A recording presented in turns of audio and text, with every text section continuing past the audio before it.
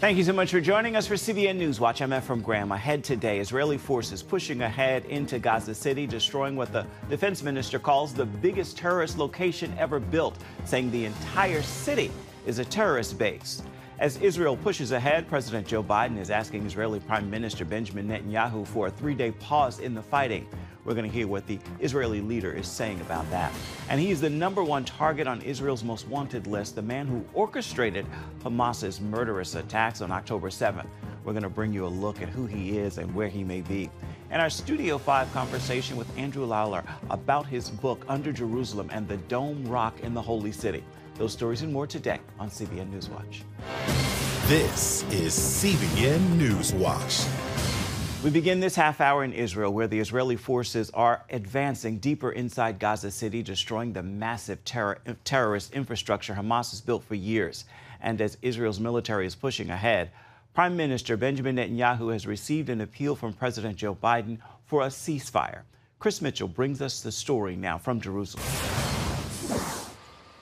The commander of the Southern Command said for the first time in decades, the IDF is fighting in the heart of Gaza City. Israeli Defense Minister Yoav Gallant says Gaza is the biggest terrorist base ever built by man. This entire city is one big terror base. There are kilometers of tunnels underground. They are connected to hospitals, to schools. They are connected to each other. They have communication rooms, ammunition depots, places to sleep in order to serve as bases of terrorism from which the citizens of the State of Israel and IDF soldiers can be harmed. IDF forces have located and destroyed a number of tunnels. They uncovered one tunnel next to this amusement park and another tunnel and weapons depot near a civilian university. The IDF says it proves Hamas uses its civilian population as human shields. Israeli Prime Minister Benjamin Netanyahu is calling the military campaign so far a phenomenal success, with countless Hamas bases, tunnels, and command and control centers destroyed. We will win. We will not stop until victory. I am in continuous contact with U.S. President Joe Biden. We very much appreciate his support, the support of the American administration, and the support of the American people. Netanyahu also said there'll be no ceasefire without the return of the hostages. Yet Axios is reporting President Joe Biden is asking Netanyahu for a 3-day pause in the fighting so more hostages can be released. The report goes on to say Netanyahu doesn't trust Hamas and Israel could lose international support. Given the alarming rise of anti-Semitism and public support for Hamas in the past month, U.S. Jewish groups are calling for a massive march for Israel in Washington, D.C. on November 14th. On Capitol Hill, the House passed a $14 billion bipartisan aid package last week, but the Senate has blocked the legislation. Speaker of the House Mike Johnson met with some of the 240 hostage families. He defended Israel's military actions. This is clearly, as we said so many times, good versus evil. The United States stands with the good, and we're going to stand with Israel, and that show of force, I think, is intentional and appropriate. One family member came with a warning to the West. This is a call for action, and this is a wake-up call not only for Israel, not only for the Jewish community. This is a wake-up call for all of you here, all of America, all of Europe. You are next. You are next. And we should do everything that we can to stop these atrocities. And Chris Mitchell joins us now from Jerusalem. Chris, tell us more about why the Israeli defense minister calls Gaza City the biggest terror base ever built. What are Israeli forces facing? Well, they're facing almost 17 years of terror construction by Hamas when they took over the Gaza Strip from the Palestinian Authority. As he said, hundreds of miles of tunnels. Now, remember, this has been right next to Israeli communities for years, and they've been building this ever since they took over. You know, Ephraim, when I saw some of the footage in just the last day or two of the rocket launchers that were in schools, they're near mosques, you know, suddenly I just realized how Hamas could shoot those rockets even till today. but it was just part of the woodwork there in Gaza, just part of the framework where the schools or mosques, and so they could use these rocket launches over and over again, knowing that Israel wouldn't hit a mosque or a school or a hospital. And so this is why he describes it as the biggest terror base in the world. How extensive is Hamas's strategy of using civilians as shields? It's exactly how they fight their war, Ephraim, and they've been doing it for years. It's part of their overall strategy. First, they know that human shields will protect them from Israel. They know Israel's not going to go ahead and hit a school or a hospital intentionally. Two, if Israel does hit civilians, like we have seen in this particular war in the last plus month, Israel gets blamed. And then in the court of global public opinion, Israel loses. We're seeing that right now. And so every war since Israel and Hamas have fought, since about 2008, they've employed this strategy. And they use it because it works, because they know what Israel will or won't do in a wartime situation. And then they know how the narrative plays out in the international media. This time, I think, what that has done is put the brakes on Israel many times in the past. However, this time, I think, Ephraim, Israel has more resolve than ever because of what happened on October 7th. They want to fight to the end to eliminate Hamas as a threat to the Israeli people once and for all. How is the Israeli government responding to President Biden's reported request for a ceasefire for 3 days? Well, so far they're rejecting it, and we'll see if they agree to that. We don't know exactly what's going on behind the scenes and how much pressure the United States may be putting on Israel and the War Cabinet right now to go ahead and have that pause. But many believe it would be harmful to the military campaign. You have sort of a juggernaut going on here, and they're making, as Netanyahu said, phenomenal progress. So they don't want to stop that. They also don't want to give Hamas an opportunity to rearm and regroup. They've done that in the past, and usually that puts Israeli soldiers at risk. And they're not even sure that if they do pause, whether or not the hostages would be released. And the other thing, Ephraim, is that they feel like they're going to lose international support for the resumption of the campaign. Once it stops for 3 days, it might be hard to get it going again. Israel almost always fights with a stopwatch. I was here in our studio earlier today. We had the mayor of Efrat. He told me earlier today, there was no time limit when the U.S. was hit at 9/11. The U.S. went after al-Qaeda, and no one put a time limit on America. But Israel is an entirely different story most of the time. Chris, we've got just a few seconds, but I have to ask, why did one brother of a hostage warn the U.S. and Europe that you're next?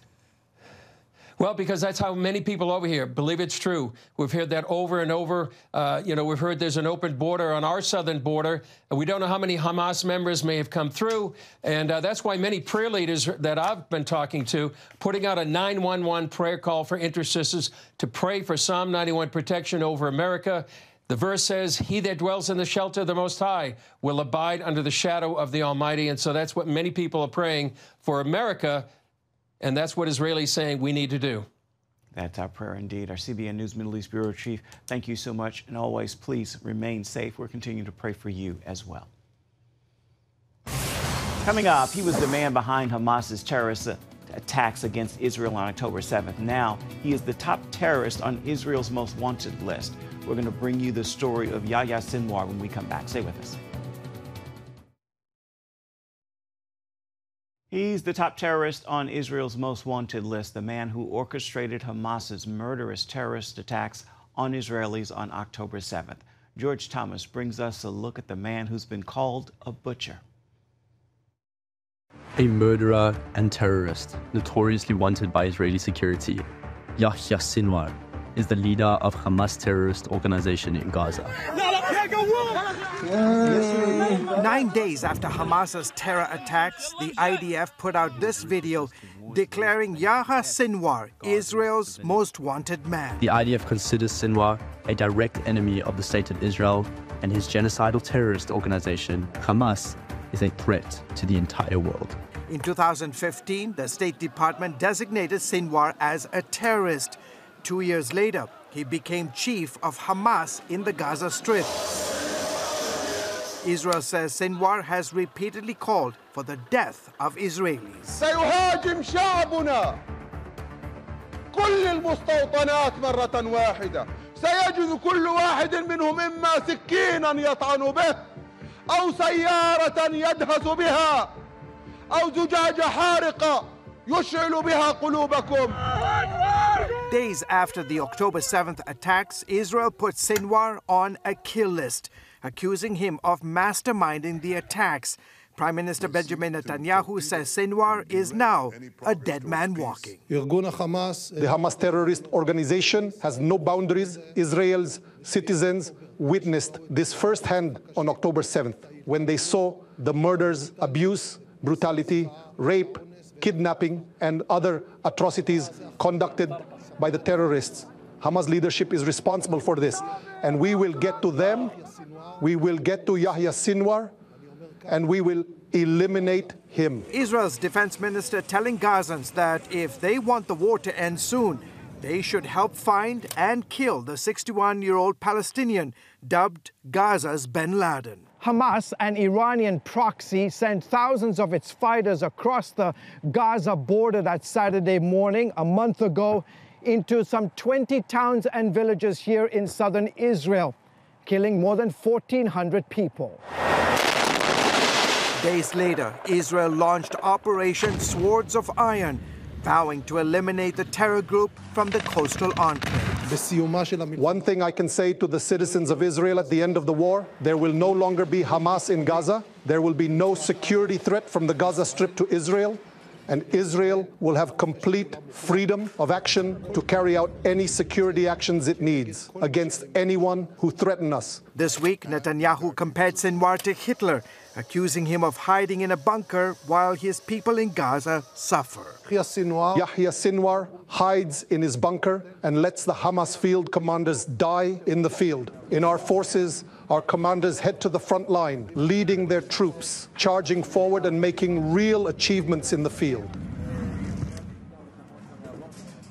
CBN senior international correspondent George Thomas joins us now from Jerusalem with more. So, George, does the IDF know exactly where Yahya Sinwar is right now? With Israeli Defense Forces deploying 3 divisions of its brave men and women, in essence, surrounding Gaza City today, we can assume that they know exactly where Yahya Sinwar is located.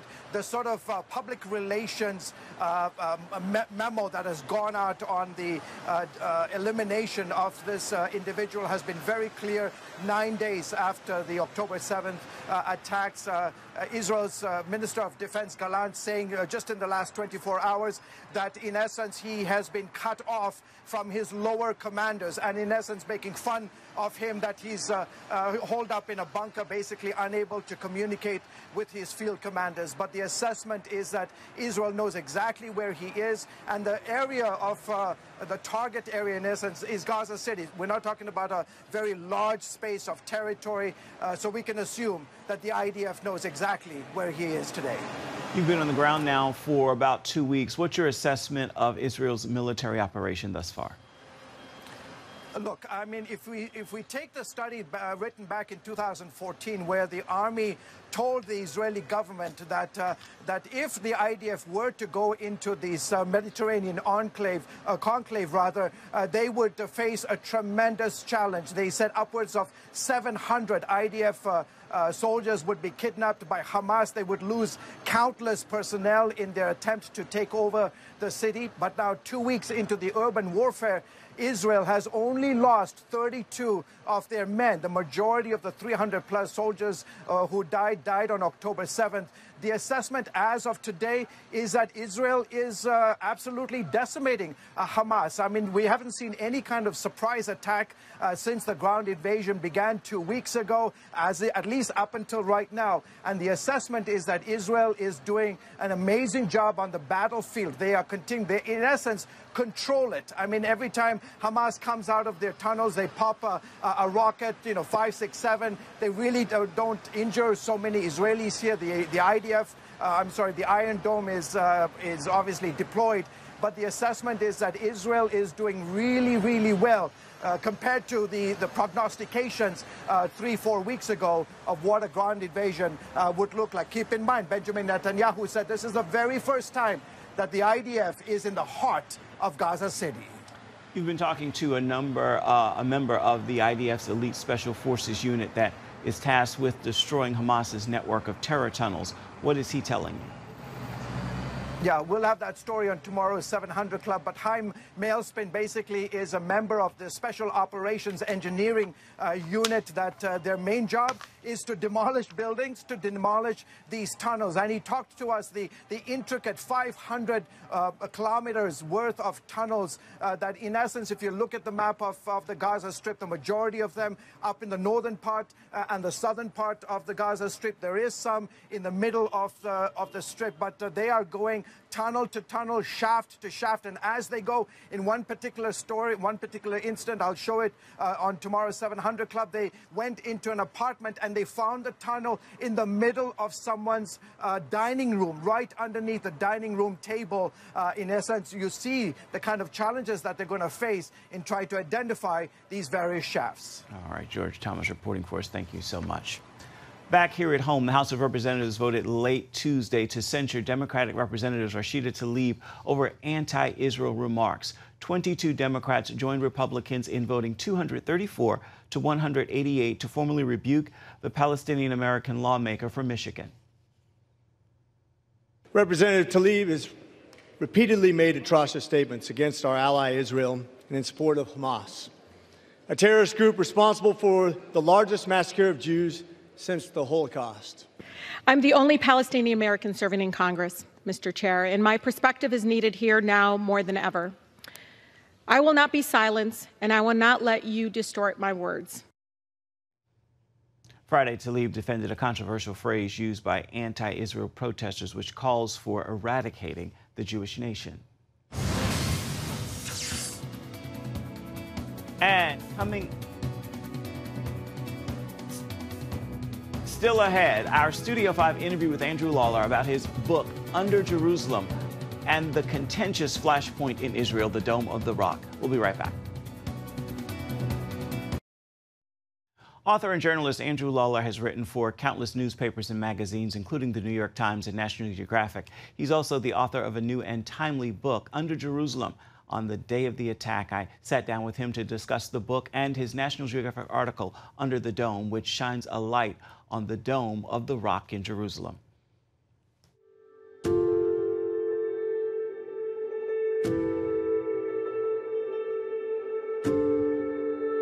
What's buried under the most contested city in the world? Well, Jerusalem is an unusual place, not just because it's the home of 3 monotheisms, but also because Jerusalem is unusual in its geology. So underneath Jerusalem are caves and fissures that have been hollowed out by water. It's all limestone beneath. And over the centuries and millennium, people have taken that rock that's beneath, cut it up, taken it upstairs, and turned it into the Jerusalem that we see today. So as a result, Jerusalem underground is a very rich and varied place full of cisterns and caves and all kinds of ancient halls and homes that have been covered over the centuries and millennia. Have you been able to get down and see much of that? Oh yes, although I don't think anybody has been into all of the underground spaces in Jerusalem. There are so many that are tourist sites that people can go and visit, such as at the City of David National Park.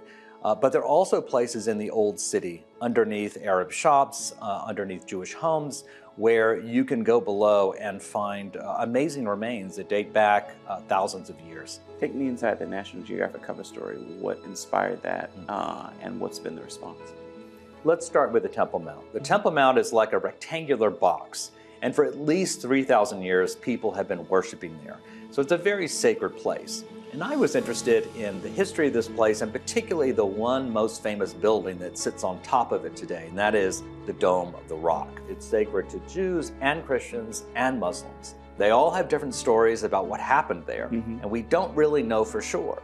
But we do know that it's a place that people have imbued with meaning for many, many centuries. And we managed to get permission for myself and our photographer to go inside, to go up on the roof, to go in the rafters, to go anywhere we wanted, even on the rock itself, in order to explore more about this very important 1,400-year-old building. So I think it's an opportunity for people to be able to see that which you can't see as a tourist, to see the interior, which is an incredibly rich place with these enormous marble columns, gilt, and some of the most amazing collections of ancient mosaics in the ancient world.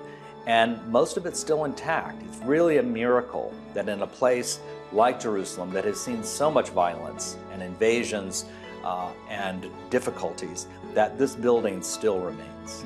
How has this work changed you? It's a great question. I've come to see Jerusalem as this amazing combination of cultures and traditions and religious innovations and religious events that have created a unique place that you can't find anywhere else in the world. And a place like the Temple Mount is magical because it is a combination of all of these peoples coming together over 3,000 years to create something that is beautiful, to create something that is rich, to create something that has deep meaning. So for me, that gives me some hope that Jerusalem one day, maybe someday, could be the place of peace that so many of us wish it could be. Andrew's latest book, Under Jerusalem, is available wherever you purchase your reading material. For more uplifting entertainment news, be sure to join us for an all-new edition of Studio 5 tonight. We're taking a look at the film from Angel Studios. It's a documentary called After Death with people who've had near-death experiences. You can catch it on the CBN News channel tonight at 8 Eastern. You can also watch it on the CBN News app or on YouTube. We'll be right back with an encouraging word for your Wednesday ahead. Stay with us. It's time for your Wednesday word, and today I actually have two words to share: details and designer. Know this: God is the designer, and he has to be in control of all the details. Give him everything. The Creator knows his creation better than anyone else ever could. With that word, I encourage you to make today a wonderful Wednesday, and be sure to have yourself a wonderful rest of the week. That will do it for this edition of CBN NewsWatch. You can always find more of our news programs on the CBN News channel. You can find them there at any time as well as online. That address is cbnnews.com. Let us know what you think about the stories you've seen here today or any day. You can do that by emailing us. The address, newswatch@cbn.com. And of course, you can also reach out and touch us on Facebook, Twitter, and Instagram. We certainly would love to hear from you. Thank you for watching. We'll see you right back here same time tomorrow. Goodbye and God bless.